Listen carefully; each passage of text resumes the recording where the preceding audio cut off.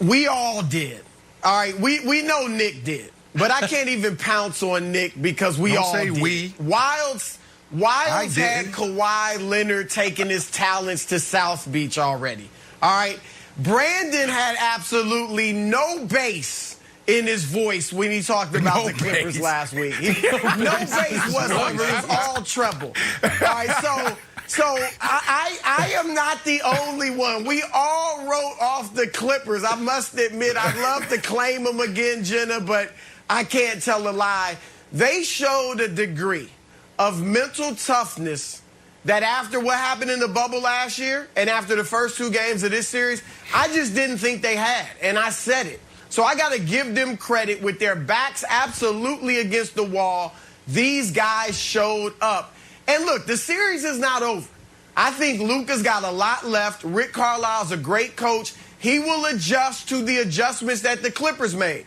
And Ty Lue, give him credit. They criticized Doc last year, right? The players, no adjustments. Well, Ty Lue went small, started Nicholas Batum instead of Ivica Zubac, and that was big for the Clippers. So Ty Lue did a great job, but the Mavericks will counter.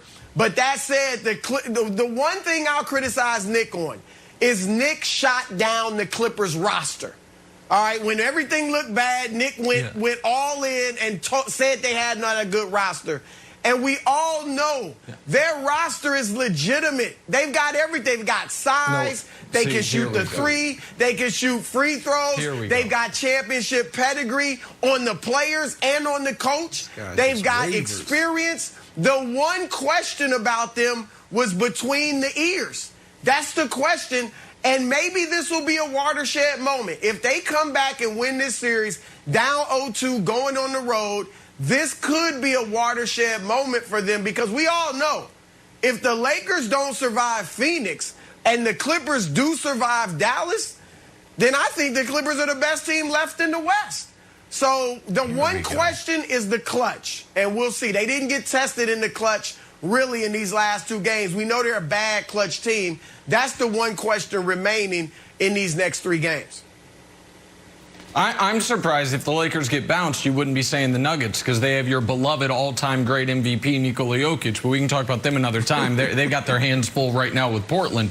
Listen, I stand by everything I said last week, aside from maybe I was premature in moving them to Seattle, but the rest of it stands.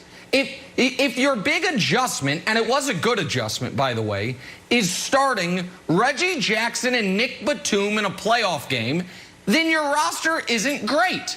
Now, what happened in Game 3 was, I think Carlisle made a grievous error when the Clippers were free-falling, where he gave Luka his regular rest instead of trying to push a 17-point lead to a 30-point lead and ending the series then. What happened in Game 4 was the Clippers played excellent defense for the first time all series. They were egregious defensively in Games 1, 2, and 3, and Kawhi has been utterly sensational for these 4 games. This is the best playoff basketball we've seen from Kawhi since the second round against the Sixers in 2019, a series that ended in Game 7 with him hitting the walk-off buzzer-beater game winner to move on to the conference finals. But even on Friday, I don't think, myself at least, I don't think Broussard either, was predicting a sweep. And I still think, unless Luka's injury gets substantially worse, I still think the Mavs are going to win this series. I think that while the Mavs were red hot from 3 the first 3 games, Game 4 they were the exact opposite. They were 5 of 30. I think the water will find its level. I don't think they're going to score in the 80s again. And I don't think Kawhi is going to continue 32 points per game on 63% shooting. I think he will cool off a bit.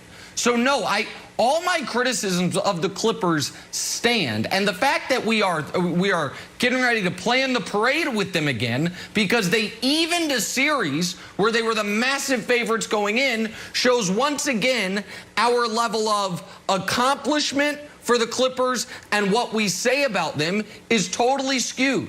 They evened the series at 2 apiece when they were huge favorites going into it. That does not prove that they've overcome demons, does not prove they're the better team, Brandon.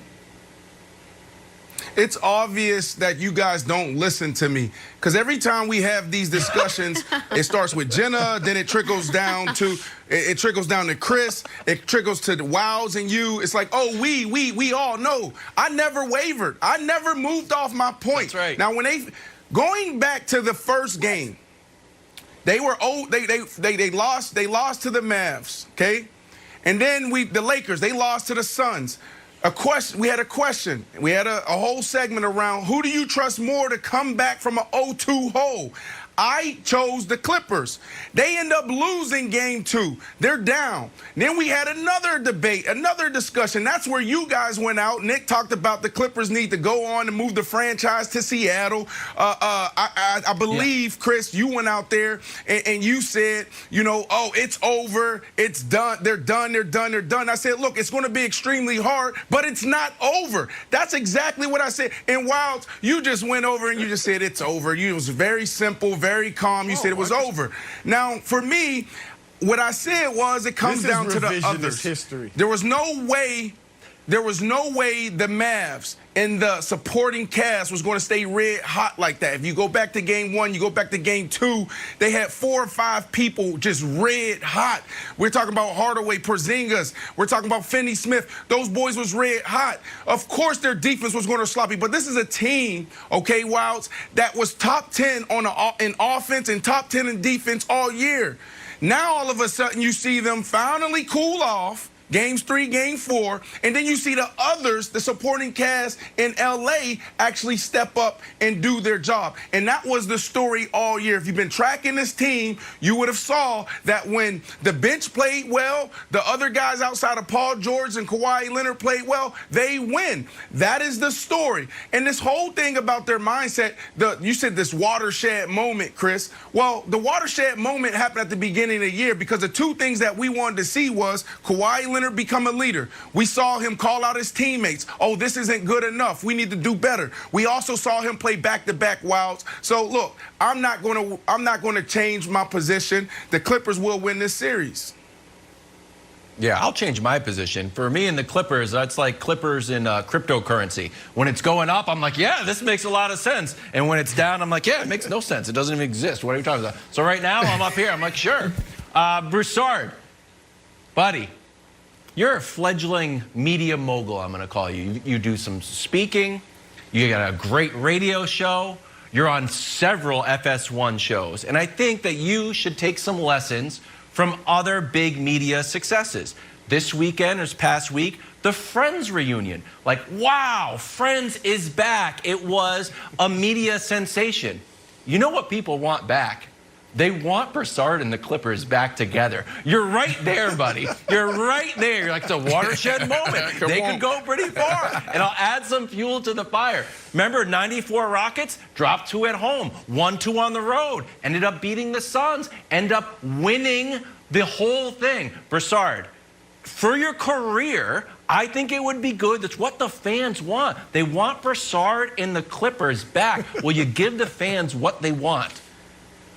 Well, Wilds, you have been a great PR manager for me this past month, but the closest I'll go, because I don't want to, look, Brandon, I'm glad Brandon has brought back the base. You notice how much more confident he is and acting like on Friday. He was just, I told y'all, I never wavered. I said all along, I didn't see any of that. All right, now the return of the base. All right, I'm glad, Brandon. Keep it that way. The furthest I'll go, though, Wilds, is that's just what I said earlier, and Nick combated it.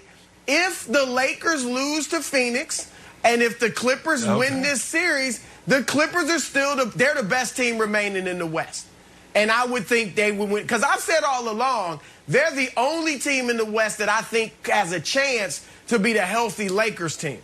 So if the Clippers advance and the Lakers are hobbled, then the Clippers are looking good for the West. But I don't want to jump on Brandon's parade. We're getting closer. He's pounding the drum and all that right now. Just 2 quick points. And I just want to caution everyone, because this is going to happen on this show and across all shows all day today. We are very, very bad in sports media about acting like the most recent thing that happened is the only thing that's happened. The two teams in Los Angeles are both 2 games apiece in their series. Now, one could say, yeah, but the Clippers have home court, but in that series, the road teams won all 4 games, so it doesn't seem to much matter there. But because what we saw most recently was the Clippers play their best game of the year, and the Lakers lose Anthony Davis, the sky's falling in one part of L.A., and the sun's shining in the other part of L.A. I think on Wednesday or Thursday, it's going to look very differently. That's the first point. The second point is this, because Brandon said something that has to be addressed. Brandon, we absolutely do